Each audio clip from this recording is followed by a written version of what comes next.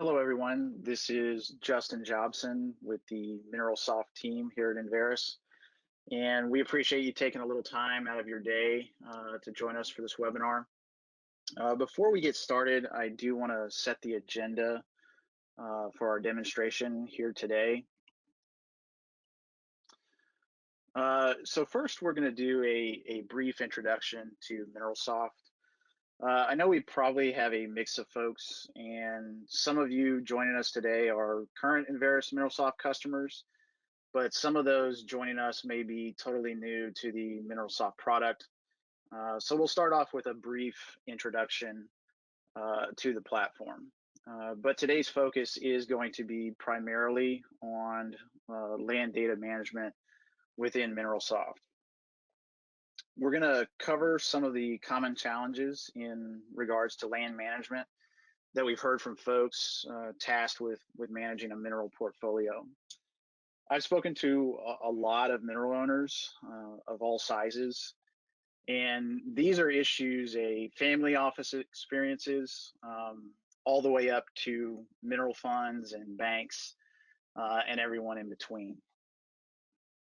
And finally, I'm going to walk you through a few real life workflows that give you a good understanding of how we help solve for some of those challenges. These workflows will occasionally cross over a bit into the world of revenue, but that's kind of on purpose.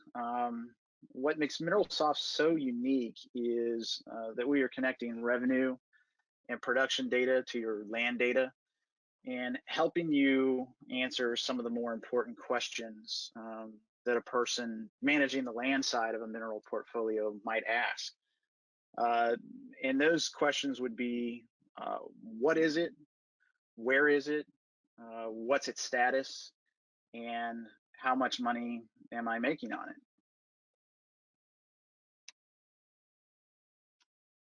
So what is MineralSoft? In a nutshell, MineralSoft is a purpose-built application for managing a mineral portfolio.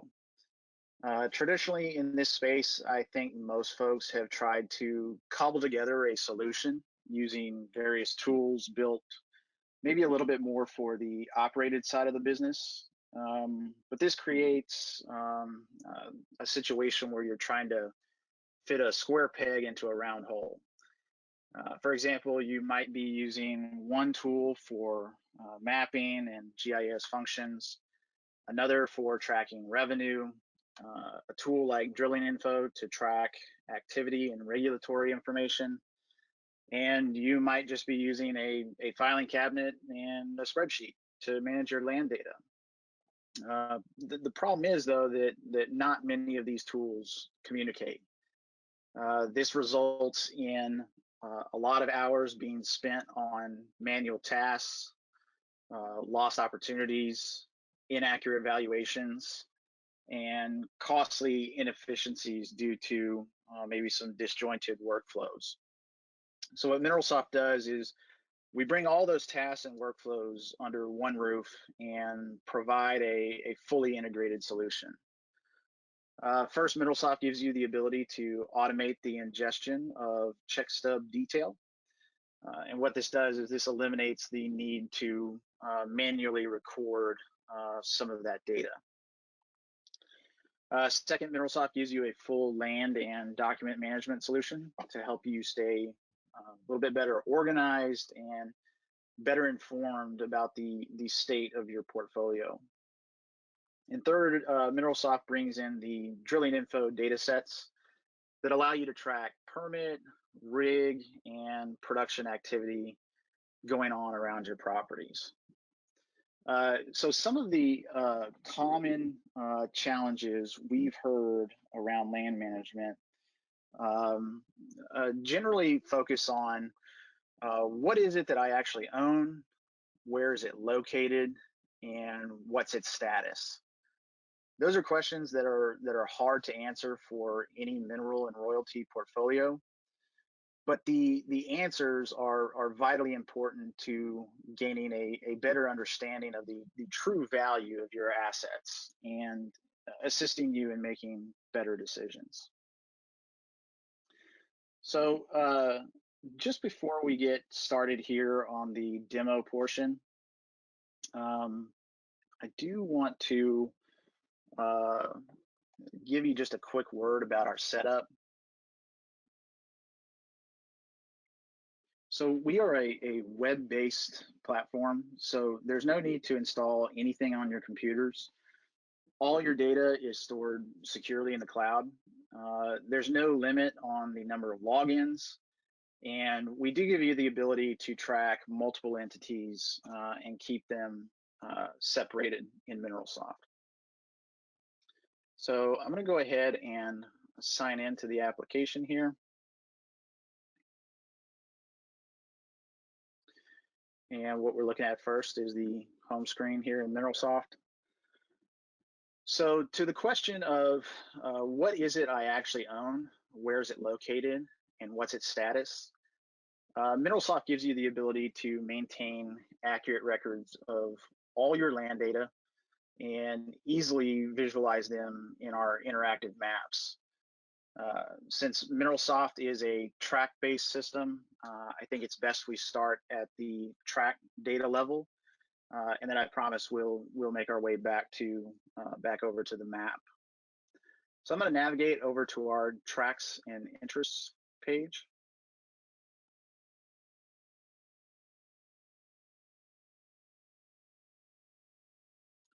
And here we have a full listing of all the tracks in the portfolio. Everything here is fully searchable. You can just start typing and it'll start filtering and showing you results. All these columns are fully adjustable, so you can set this up how you want it. And what I'm going to do is I'm going to pull up this LaSalle tract here.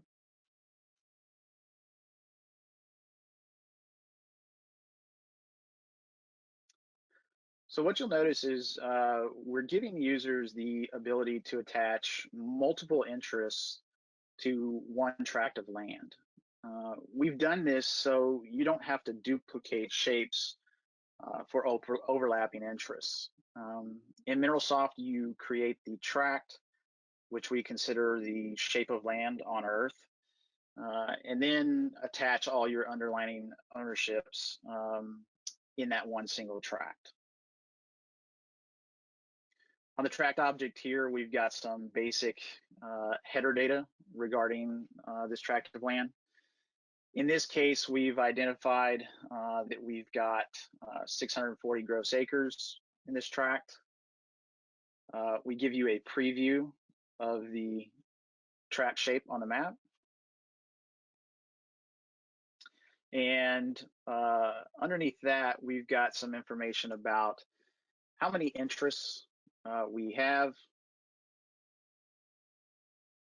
We've got some information about our total investment in this tract, and a little bit more detailed information about what we paid, what our net mineral acres are, and if any royalty acres are listed there.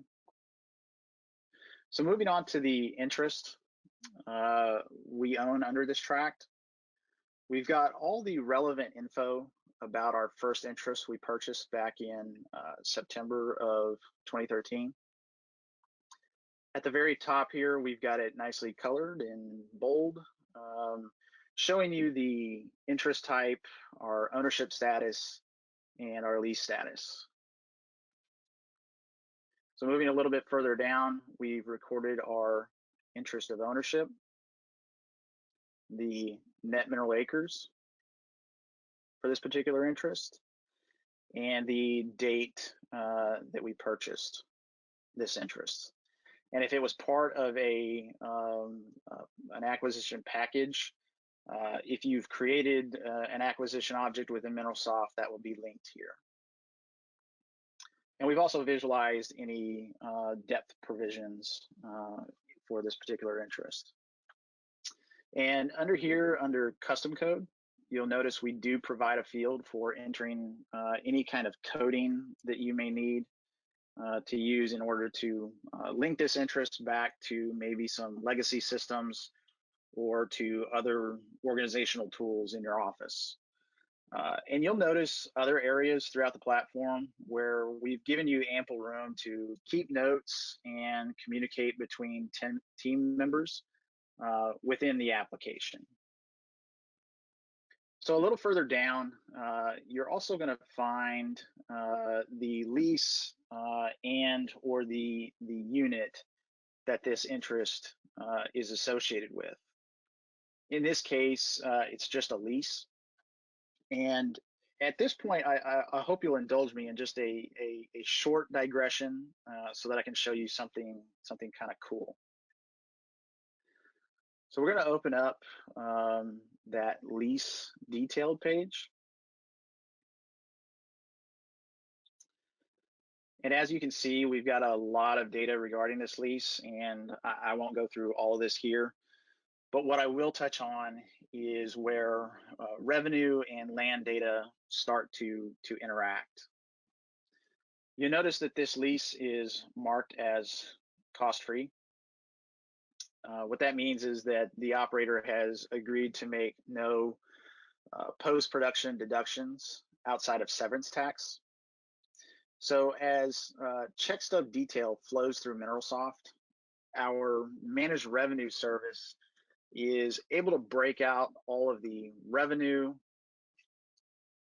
production volumes, and adjustments reported on your check stub.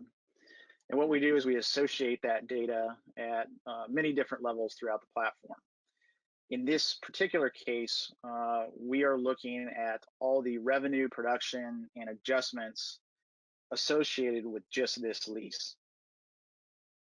If you mark a lease as cost-free, our system has the ability to audit the deductions made on the revenue associated with this lease, and you will get an automated alert letting you know if any post-production deductions outside of severance tax have been made.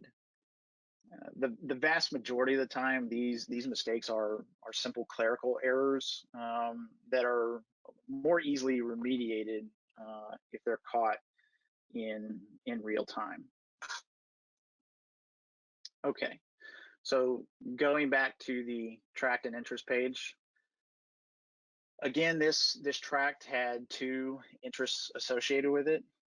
So to view our second interest, we're going to click on this interest card over here, and everything is going to move over.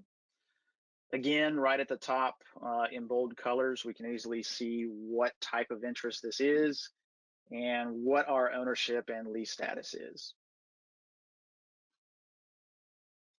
So when we think about what we actually own, where is it located, and what's its status, we've started to identify information about the location of the property. We were easily able to identify pertinent information like how much did we pay for the property, the size of our ownership, and which interests were leased and which were not. And because we've connected revenue data back to land data, we were able to get a handle on how these properties are performing. So let's go ahead and take a look at this tract we've been discussing on the map. I want to do that because this is where you really start to visualize the commingling of land data, public data, and revenue data. So we're just going to click on Open in Map.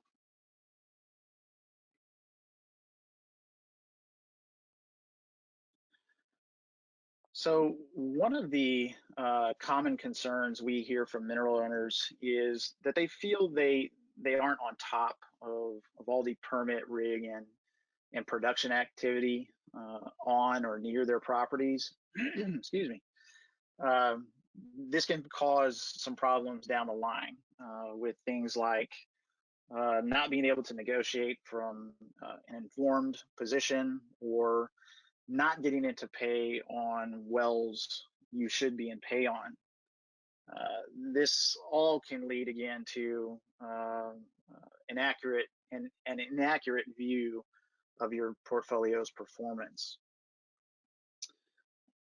So one of the first things you'll notice here on the right-hand side of the screen is all our different land objects that you can track in MineralSoft.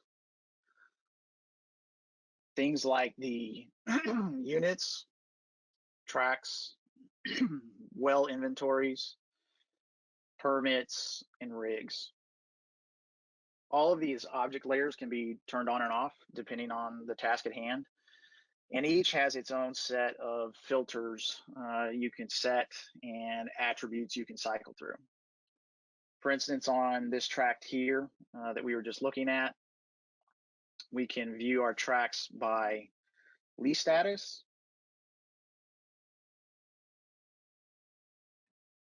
ownership state, and interest type.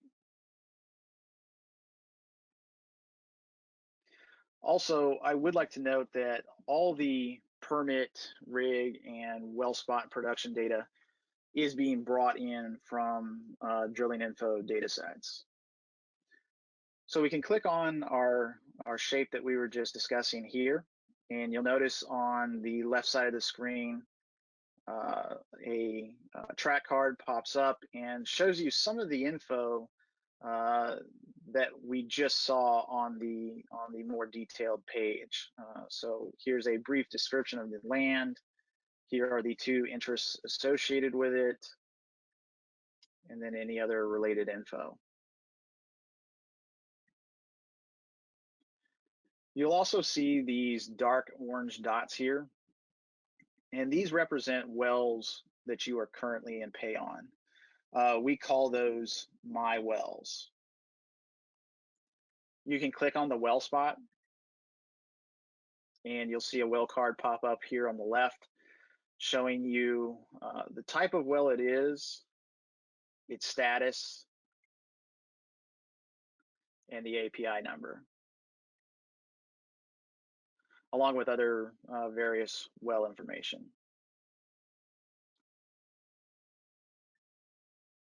Now I'm going to turn on the public wells layer. We'll give that a moment to load up.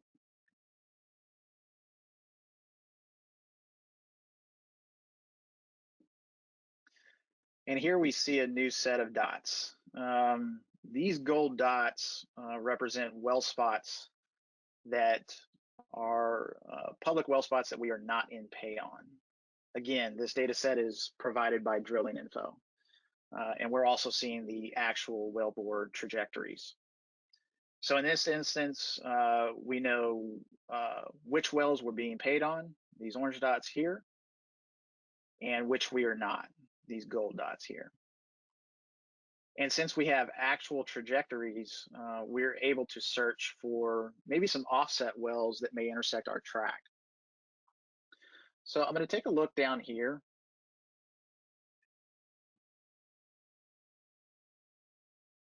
And we're going to try to find anything that is intersecting our tract. And it looks like we may have a well here that is intersecting our tract. The JSIC 32H.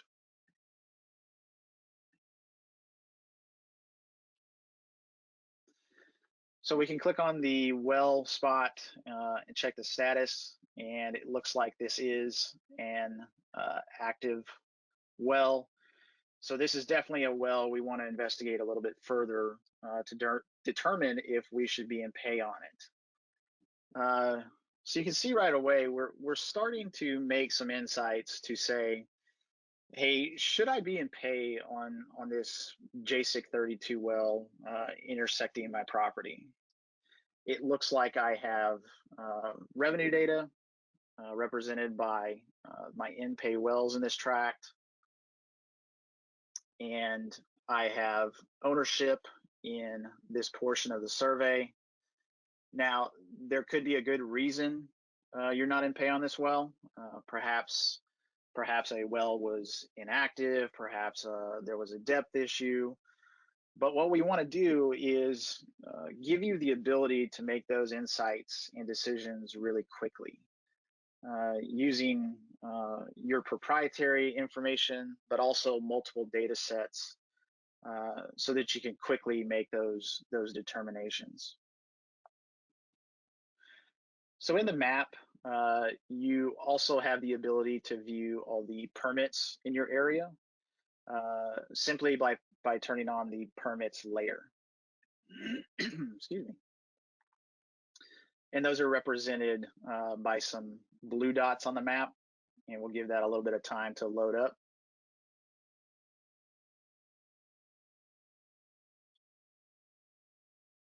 So right now we are looking at all the permits in the area, but let's say you're only concerned about permits in an active status. So what you can do is you can set some filters here and change that to active. And what you're going to see is that the only permits that are now showing, these little blue dots here, are the active permits in our area.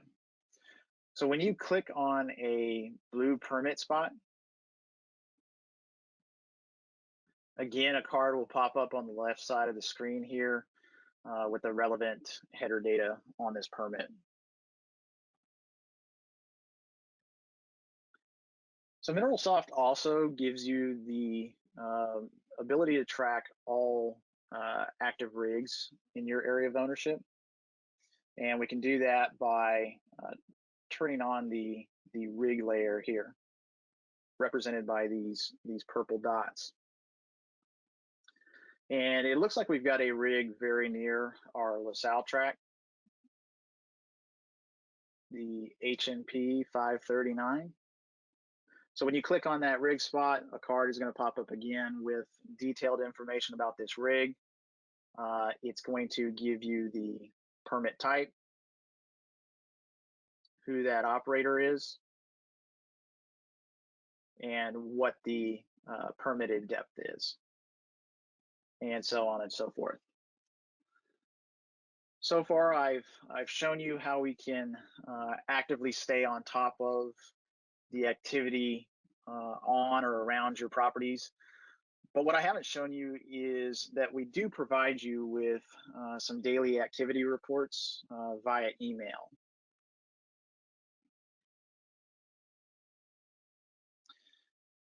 So what you see here is an example of a daily activity report. So this daily report sent to your email is going to alert you to all new permits, rigs, and well spots within a 10-mile radius of your properties. Now this is all fictitious data. Big Deal Minerals, I'm sure, is not a real company. Neither is another account.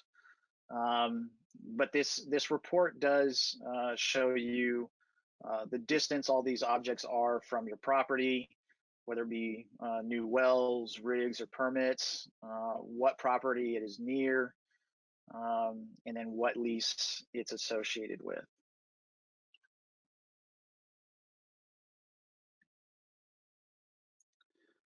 So another frustration we hear a lot is I want to be more aware of the activity on or around my properties so that I can plan ahead and put the pieces in place on my end to make sure I get paid correctly and on time. With multiple systems that don't communicate, this task is hard for a lot of organizations, large and small, to pull off. For instance, we've heard from customers who have certain teams that manage land and certain teams that manage revenue. And because their workflows are disjointed, it's very typical for the land team to be waiting on an answer from the revenue team, or vice versa. So this bottleneck can cause delays in confirming pay status, delays in setting up new in-pay wells on a general ledger, And in all the confusion can cause issues like payments falling through the cracks, overlooking a well that you should be in pay on but aren't, all of which again can contribute to an inaccurate picture of how your assets are performing. So to bring everything together, this workflow is going to cross over a bit into the world of revenue.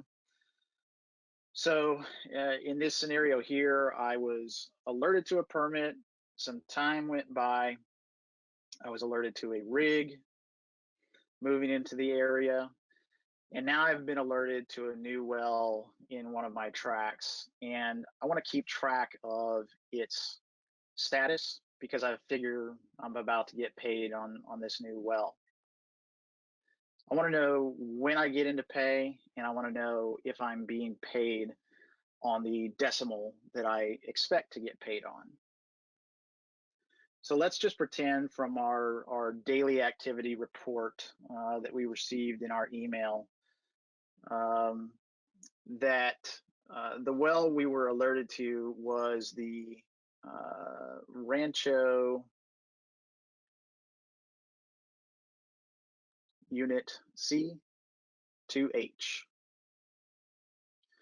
So once we click that well spot, you'll notice on the left side of the screen here, and the well card pops up. And from here, we can open the details page on this particular well spot. Next, we'll add this well to our My Wells inventory.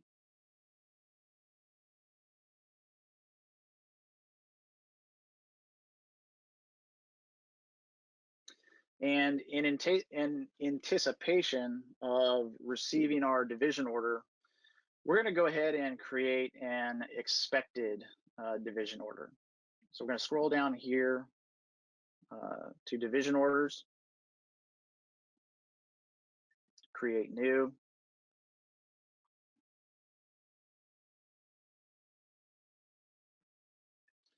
And we're going to name this expected.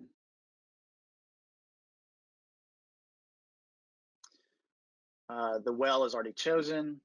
We're going to select the operator. It was Concho, or I'm sorry, Chesapeake.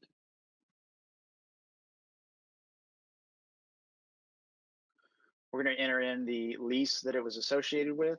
In this case, it was our LaSalle lease.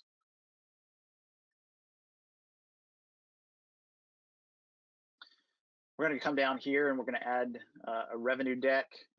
In this case, the interest type is a royalty.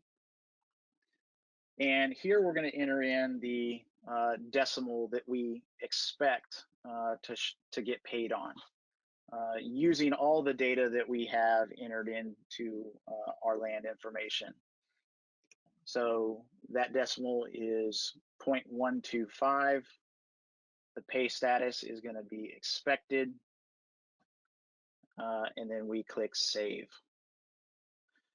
Now, once you get the division order in from the operator, your organization now has an established record of what you expected your decimal to be, and whoever's handling that division order can check that against the division order they received from the operator. If the two don't match up, your folks are going to know it right away, and y'all can take appropriate action without having to wait on another team to get them an answer. Now, if everything does look good, when that division order comes in, you can change the pay status on this from expected to, division order accepted. Oops.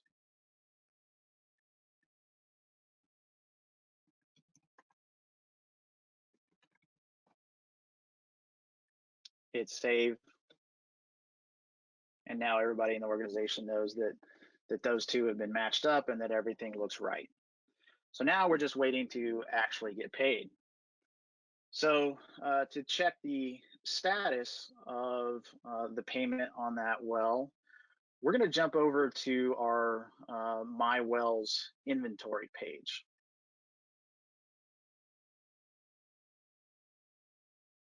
So what you're looking at here is an entire inventory of all the wells that we're currently in pay on or expecting to be in pay on. Everything here again is fully searchable. You can adjust the columns with a range of different fields to set it up how you want to set it up. And the field that we're going to make sure to check is last statement check date. And what this does is this gives us our list of wells here, and it tells us when we were last paid on each well. So we're going to look for the Rancho well that we just added.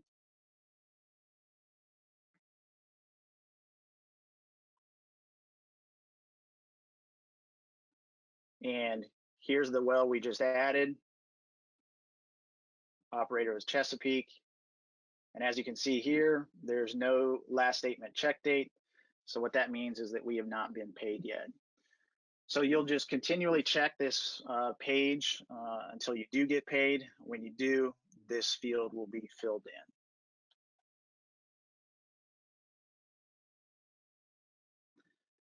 Now, once we receive that first payment, we're going to want to make sure that the decimal we expected to get paid on matches the decimal that we were paid on. To do that, we're going to jump over to our decimals page.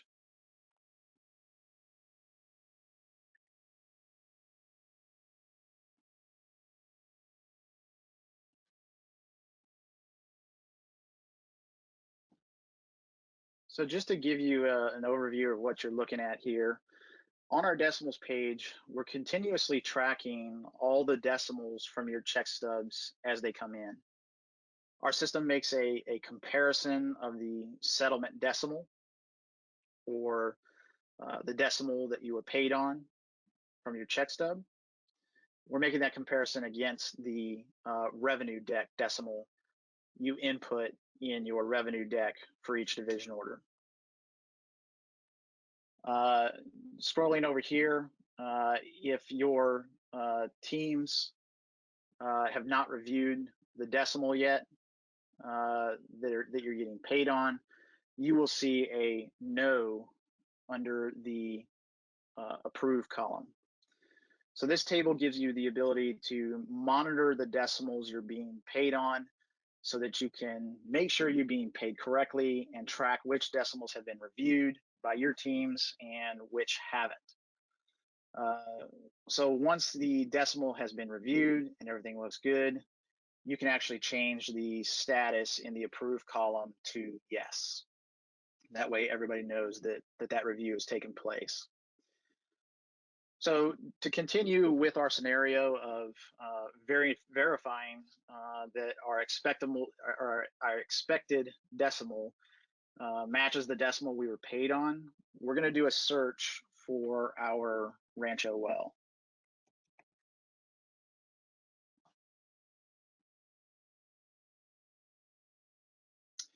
And here we see that the revenue deck decimal on our Rancho wells,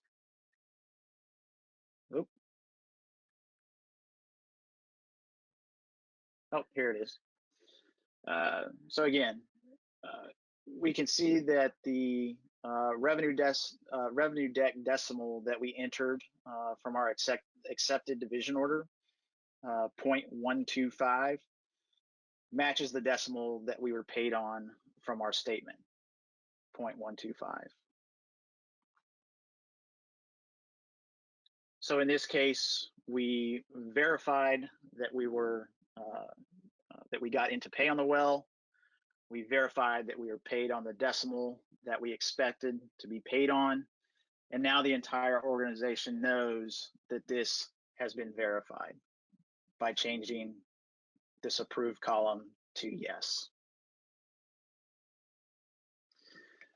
So in the scenario we just went through, because both revenue and land teams are working from one source of truth, as one of my product managers sometimes like to refer to MineralSoft as, the revenue team wasn't waiting on an expected decimal from the land team so they could confirm the division order information from the operator. And the land team wasn't waiting on the revenue team to get them the revenue data needed to confirm that you got into pay on the new well and that you were paid on the correct decimal.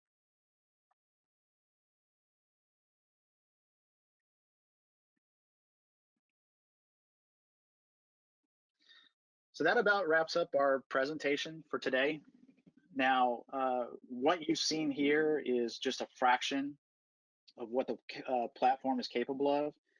I think in the coming weeks, we are going to be hosting more MineralSoft focused webinars that key in on a few other workflows and areas of the application.